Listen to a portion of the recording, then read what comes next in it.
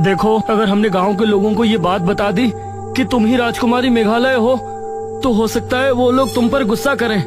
हमें थोड़ी समझदारी से काम लेना होगा। लेकिन हम कर क्या सकते हैं? कैसे पता करें कि पिताजी महाराज और मेघालय का आगे क्या हुआ? रुको, हमें महाराज और राजकुमारी मेघालय के बारे में तो पता है ना। अब बेरमपुर पुराण खत्म हो गया तो जरूरी नहीं कि बात की कहानी भी इतिहास से मिट गई हो। तुम कहना क्या चाहती हो इशिता? मेरा मतलब है कि हमें हिस्ट्री के प्रोफेसर नवीन से बात करनी चाहिए।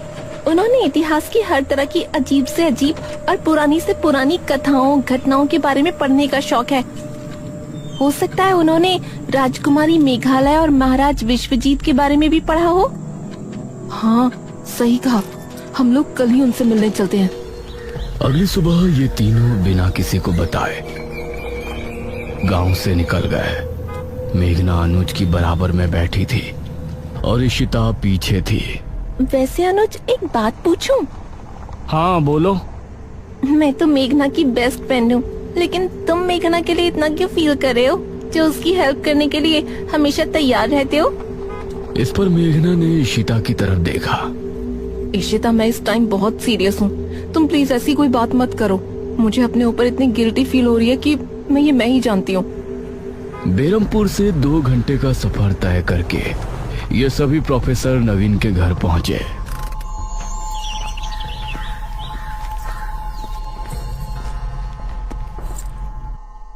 हेलो प्रोफेसर नवीन। हेलो इशिता, कैसे हो? ठीक हूँ प्रोफेसर। ये मेरी फ्रेंड है मेघना और ये अनुज। कहो, कोई परेशानी? प्रोफेसर, हमें आपकी थोड़ी मदद चाहिए थी। सन 1600 में मध्य प्रदेश में राजा विश्वजीत का शासन था, जिनकी एक राजकुमारी भी थी, मेघालय। क्या आपने उनके बारे में कुछ पढ़ा है? विश्वजीत और राजकुमारी मेघालय? प्रोफेसर कुछ देर तक सोचे और फिर बोले, नहीं, इनके बारे में तो मैंने कभी नहीं पढ़ा। ओह नो, अब क्या करें? वैसे तुमको इनके बारे में क्या जानना है? कौन थे ये दोनों? प्रोफेसर, बेरमपुर गांव में महाराज विश्वजीत और उनकी राजकुमारी मेघालय का शासन था।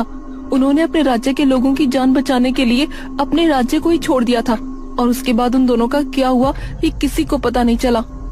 हाँ, और हमें यही जानना है कि अपने राज्य से निकलने के बाद उन दोनों का क्या हुआ। ओह, राजा विश्वजीत, याद आया। मैंने इनके बारे में रहस्यमयी घटनाओं की किताब पढ़ा है। रहस्यमयी घटना? हाँ, रुको, मैं उसे लेकर आता हूँ। प्रोफेसर ने एक किताब निकाली और कुछ पन्ने पलटने के बाद उन्होंने इशिता के सामने किताब रख दी।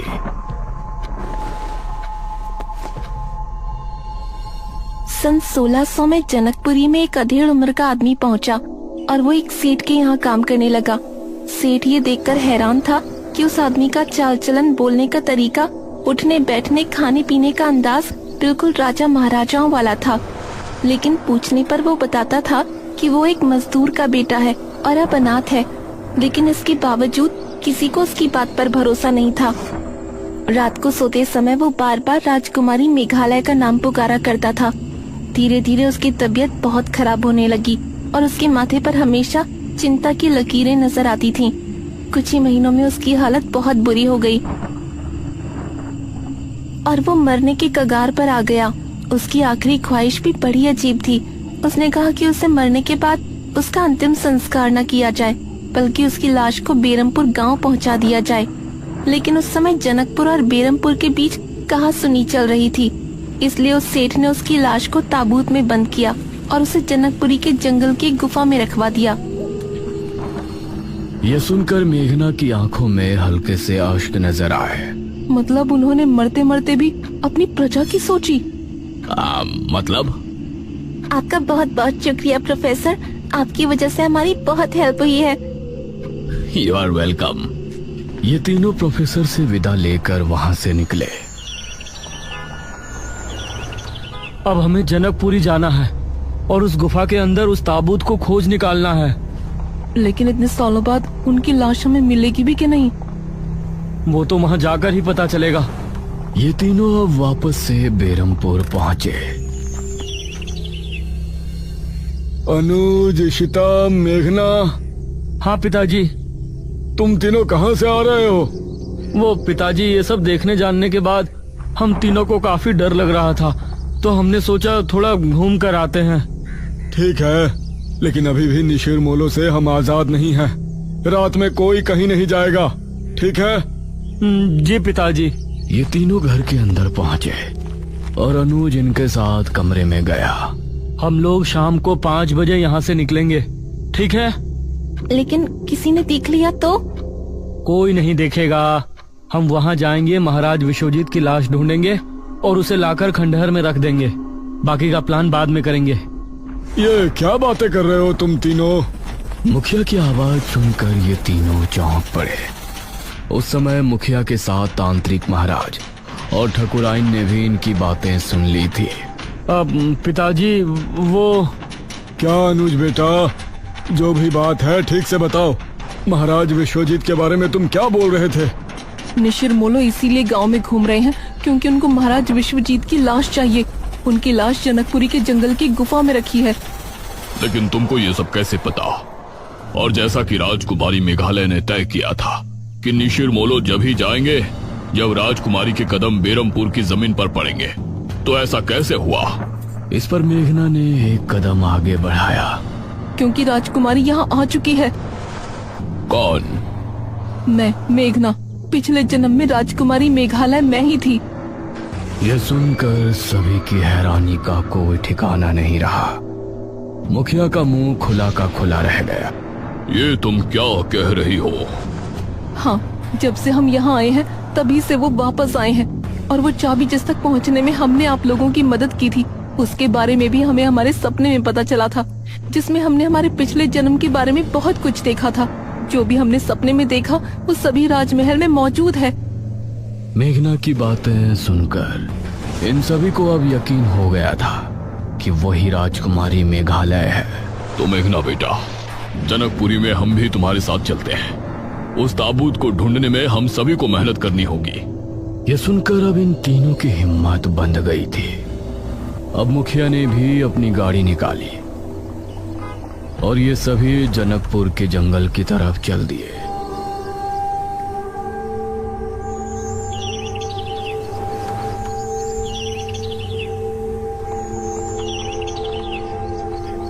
वो रही गुफा।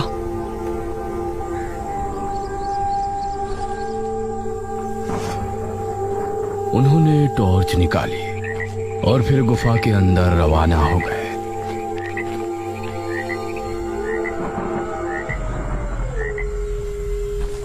जैसे ही मेघना ने गुफा के अंदर कदम रखा तो जमीन अजीब तरह से हिली। अरे ये क्या? और काफी देर बाद जमीन का हिलना बंद हुआ।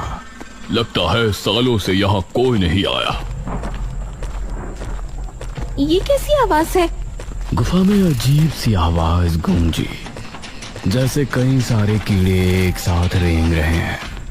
तभी इनको सामने से काले मकड़ों की फौज आती हुई नजर आई। अरे बचो! ये सभी इधर उधर भागे और छोटे छोटे टीलों पर चढ़ गए। वो सभी मकोड़े तेज शोर के साथ गुफा के बाहर निकल गए। हमें बहुत संभल के चलना होगा। ये फिर से एक साथ सामने की तरफ रवाना हुए। गुफा के अंदर कई जानवरों की लाशें और कंकाल नजर आ रहे थे, जो एक बहुत ही डरावना माहौल बनाने में कामयाब हो रहे थे। कुछ देर बाद इन सभी को सामने घना अंधेरा नजर आया। वहाँ तो बहुत अंधेरा है। लगता है गुफा खत्म होने वाली है। ये सभी धीमी रफ्तार से आगे बढ़ते रहे। उसी समय गुफा में एक कोने में एक ताबूत रखा हुआ था। अचानक से उससे धम धम की आवाज आने लगी। ऐसा लग रहा था जैसे कोई उसे अंदर से पीट रहा हो। इधर ये सभी अब काफी आगे आ चुके थे। ये गुफा तो खत्म होने का नाम ही नहीं ले रही और अंधेरा बढ़ता जा रहा है। मुझे तो अब डर लगने लगा है। तकरीबन 10 मिनट तक और चलने के बाद इनको सामने एक ताबूत नजर आया। ग्रेट, ये रहा ताबूत। इसे खोलकर देखें। नहीं, इसे यहाँ खोलना ठीक नहीं होगा। इसे पहले गांव ले चलते हैं, उसके बाद ही खोलेंगे। इन्होंने ताबूत को बाहर निकाला। उसके बाद ये सभी ताबूत समेत गांव में लौट आए। उस समय चौक पर ठकुराइन के साथ सभी गांव के लोग जमा थे। अरे तांत्रिक महाराज, ये ताबूत कैसा है? बस ये समझ लीजिए कि आज हमारी परेशानी दूर हो सकती है। इस ताबूत को उतारो। गांव के लोगों ने ताबूत को उतारा और नीचे रखा।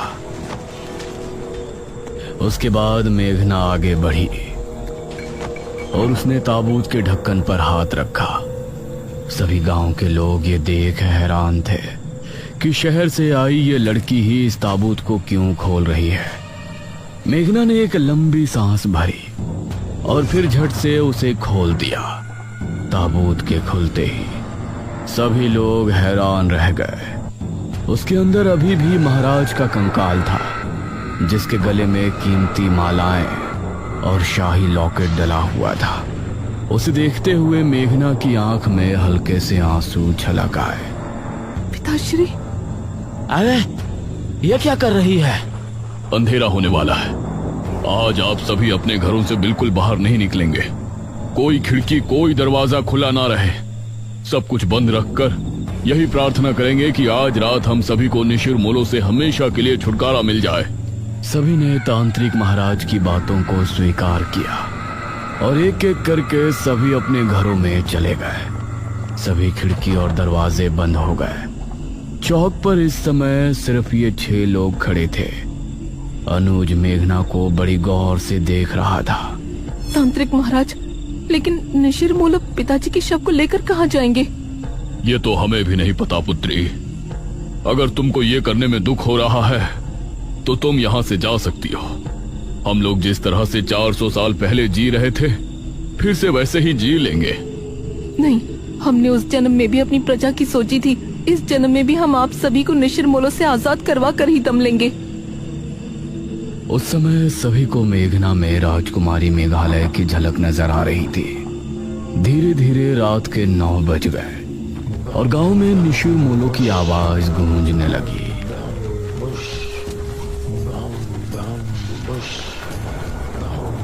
उनकी आवाज सुनकर अपने घरों में बैठे सभी गांव के लोग डर गए और सभी हाथ जोड़कर निशिर मोलो से बचने के लिए प्रार्थना करने लगे। वो अपने भारी कदमों के साथ आगे बढ़ रहे थे और तलाश में थे कि उन्हें कोई नजर आए और वो कब उसे उठाकर साथ ले जाए। मेघना कुएं के पास खड़ी थी। अब मुखिया और बाकी सभी कोठी के अंदर बैठे मेघना को देख रहे थे। तांत्रिक महाराज, निशिर मोलो मेघना को साथ तो नहीं ले जाएंगे ना? नहीं बेटा, ऐसा मत बोलो।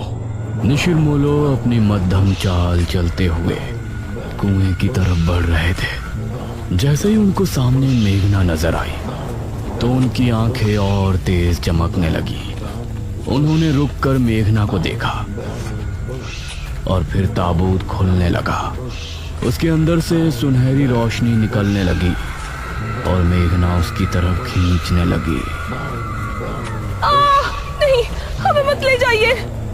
निशिर मोलो की आंखें गुस्से से और लाल हो गई थी और मेघना ताबूत की तरफ खींची जा रही थी। नहीं, मेघना! अनुज जल्दी से बाहर की तरफ भागा। इस तरफ मेघना ताबूत तक पहुंचने ही वाली थी, तभी हम राजकुमारी मेघालय हैं। राजकुमारी मेघालय! इतना कहते ही उन चारों ने एक दूसरे की तरफ देखा और फिर ताबूत के अंदर से उस रोशनी का निकलना बंद हो गया और ताबूत वापस बंद हो गया। हम जानते हैं हमने आने में देरी कर दी, लेकिन जैसा हमने वादा किया था, हम अपने पिताश्री महाराज विश्वजीत की लाश लेकर आपके सामने प्रस्तुत हैं। मेघना, तुम ठीक हो?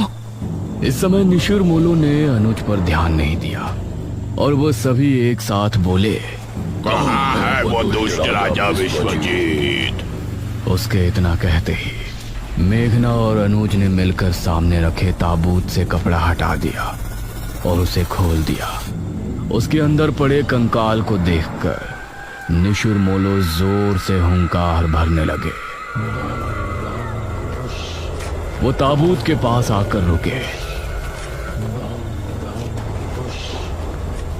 उसका ताबूत खुला और रोशनी निकली। महाराज का कंकाल उस ताबूत से निकलकर उनके ताबूत में आ गया और फिर वो चारों वही आवाज करते हुए वहां से कब्रिस्तान की तरफ चल दिए।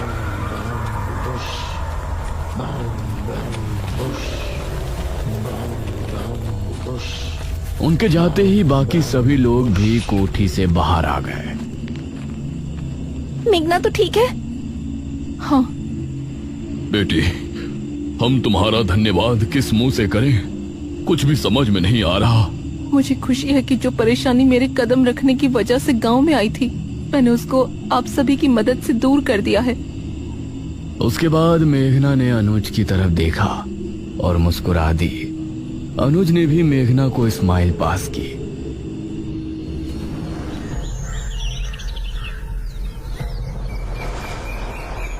अगली सुबह मेघना और इशिता गांव की सरहद पर पहुंची थी और सभी उनको छोड़ने के लिए वहां जमा थे। इशिता, मेघना, आओ बैठो। शहर जाने वाली बस 11 बजे आ जाएगी। ठीक है मुखिया जी, नमस्ते। नमस्ते अंकल एंड आंटी, हमसे कोई गलती हुई हो तो माफ कर देना। अरे नहीं बेटी, तुम दोनों तो बहुत ही अच्छी हो। मैं ही बेवजह बात बात पर भड़क रही थी। मेघना और इशिता गाड़ी में बैठी।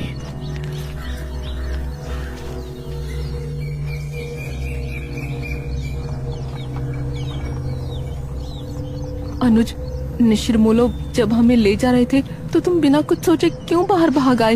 वो तुमको साथ ले जाते तो? अरे, तुमको मुसीबत में देखकर मैं अंदर कैसे बैठा रह सकता था। हाँ, इसकी तो अंदर ही अंदर कुल्फी जम रही थी। तांत्रिक महाराज, निशिरमोलो मेघना को साथ तो नहीं ले जाएंगे ना? बस बस, इतना भी मत हंसो।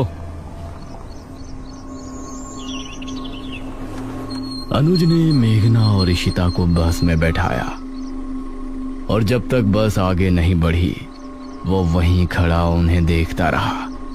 मेघना भी खिड़की से तब तक उसे देखती रही जब तक वो बस स्टॉप से आगे नहीं निकल आए। काश ये गांव में जल्दी वापस आए।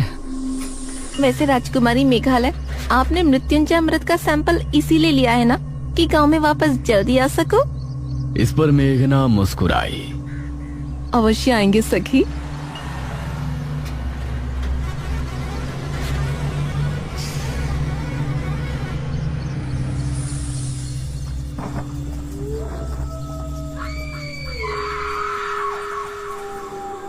उस रात बेरमपुर गांव के लोग बहुत ही खुश थे और इस तरफ मेघना किसी सोच में डूबी थी। इशिता, वो दमयंती किस गुफा में है? इसका पता तो हमने लगाया ही नहीं ना। तभी जनकपुर का माहौल बदल गया था। तेज तूफानी हवाएं चलने लगी और आसमान में काले बादल छा गए। ए भगवान, आज तो लगता है तूफान आने वाला है। आसमान में बिजली कड़क कर बार बार गुफा पर गिर रही थी। उसकी गहराई में एक और ताबूत रखा था जो पिछली बार भी हमने देखा था। उसके अंदर से धम धम की आवाज हुई और फिर उसका ढक्कन खुल गया। धीरे से उसके अंदर से दमयंती बाहर आई। उसके चेहरे पर अजीब सी मुस्कान थी। उसकी आंखें लाल लाल चमक रही थी और नाखून बहुत पहने हो गए थे।